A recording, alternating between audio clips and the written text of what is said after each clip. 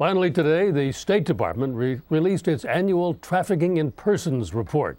The big news is that for the first time, the United States has included itself in the annual ranking of offenders.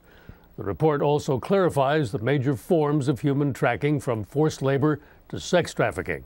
It's a crisis that affects over 12 million people worldwide, and our Christina Ruffini has more with this report.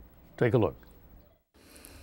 In its 10th annual report on human trafficking, the State Department named names. But for the first time, the United States also named itself.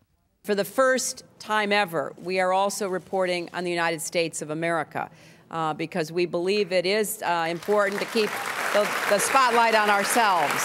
Although it ranked among the nations doing the most to combat the practice, trafficking in the United States is still a big problem, one that largely goes unnoticed. What we have in the United States is a situation where there are homegrown traffickers who are enslaving people in various segments of the economy, and some of those end up enslaving American citizens. Some of those end up enslaving foreign nationals. Most of the activity involves forced labor, with hotels, construction sites, nail salons, and strip clubs among the leading offenders. We hope that the media is going to take more time to highlight this issue. The State Department has identified this 14,500 to 17,500 range, but most people agree that this is just a very rough estimate, and we really do not know. But the report also identifies several special cases,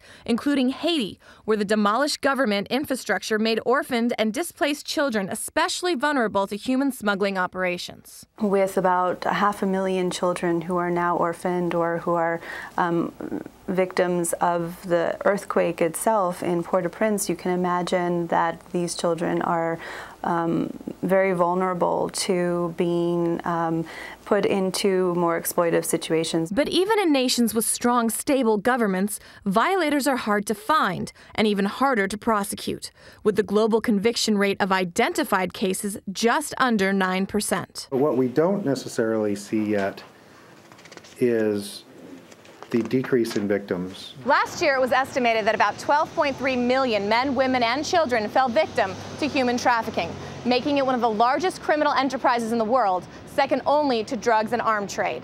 Christina Ruffini, CBS News, Washington.